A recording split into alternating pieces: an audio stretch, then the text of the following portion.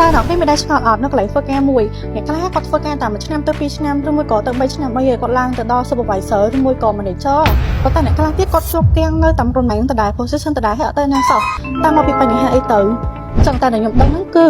អ្នកដែលគាត់បានឡើងដំណើរបានលឿនហ្នឹងគឺគាត់រៀបចំផែនការអាជីពរបស់គាត់បានយ៉ាងច្បាស់លាស់ហ្មងគឺរៀងរាល់ឆ្នាំឬមួយក៏រៀងរាល់ខែគឺគាត់ធ្វើផែនការអាជីពហ្នឹងជារៀងរឿយៗហ្មងចឹងឥឡូវនេះចំណាយពេល30នាទីដើម្បីធ្វើផែនការអាជីពជាមួយខ្ញុំដល់10នាទីដំបូងហ្នឹងអ្នកគ្នាត្រូវសរសេរអ្វីដែលខ្លួនឯងអាចធ្វើបាននៅក្នុង note មួយម៉ាវឬមួយក៏กระดาษ A មួយម៉ាវចឹងដូចជាអ្នកគ្នាអាចប្រើកុំព្យូទ័របានតំណែងជាមួយនឹងមនុស្សជុំវិញខ្លួនបានល្អចេះដោះស្រាយបញ្ហាអីបានច្រើនអីចឹងទៅចឹងក៏អ្នកគ្នាអាចសរសេរបានដែររឿងទុយទាំងនេះក៏អាចទៅជាភាពជោគជ័យរបស់អ្នកគ្នាបានដែរហ៊ានទី2ហ្នឹងគឺជ្រើសរើសជំនាញដែលអ្នកគ្នាចង់បានបំផុតអ្នកគ្នាស្រឡាញ់ខាងហ្នឹងហ្មងចឹងអ្នកគ្នាត្រូវសួរខ្លួនឯងថាតើខ្លួនឯងចូលចិត្តខាងអីចូលចិត្តវិស័យខាងអីខាងលក់ខាងទីផ្សារខាងរដ្ឋបាលអីចឹងទៅធ្វើការក្នុង office តើអ្នកគ្នាចូលចិត្តខាងណាឧទាហរណ៍ថាអ្នកគ្នាពងតែជិះទុកចឹងអ្នកគ្នាមានគោលដៅច្បាស់លាស់អញ្ចឹងយើងជិះទុកទៅដល់គោលដៅរបស់យើងហ្មងកុំធ្វើដូចជាយើងជិះទុកអត់ដែរដល់គ្មានគោលដៅនៅកណ្ដាលទន្លេអីចឹងគឺអត់ល្អទេត្រូវហ៊ានសម្រេចចិត្តឲ្យបានច្បាស់លាស់បើអ្នកគ្នាចង់បានអ្វីៗគ្រប់យ៉ាងដូចថាអ្នកគ្នាមួយខែធ្វើខាងនេះមួយខែធ្វើខាងនោះគឺអ្នកគ្នាចង់ក្រោយមកបានលទ្ធផលមកគឺអត់បានអីទាំងអស់ហ្មង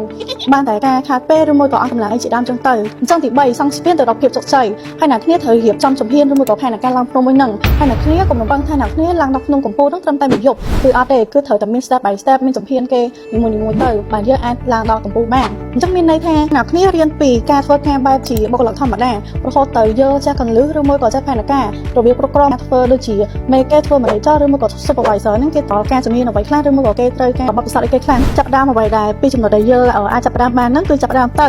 កុំចាំតែឱកាសមកដល់គឺថាសំណាងវាអត់មករកយើងទេគឺជីវិតរបស់យើងហ្នឹងគឺយើងអ្នកកំណត់ខ្លួនឯងអញ្ចឹងនៅពេលដែលយើងចាប់ដើមពីទូទៅធំហ្នឹងនៅពេលដែលអ្នកគ្នាធ្វើធំហ្នឹងអ្នកគ្នាដឹងហ្មងថាកន្លឹះហ្នឹងអ្នកគ្នាត្រូវដើមមិនអីមិនចឹងណាវាគឺជារឿងដែលល្អហ្មងចឹងជាអ្នកគ្នាគិតថាវីដេអូហ្នឹង helpful សម្រាប់អ្នកគ្នាជួយចុច follow មួយផងដើម្បីឲ្យទទួលបានព័ត៌មានថ្មីៗនៅពេលដែលខ្ញុំចេញវីដេអូក្រោយ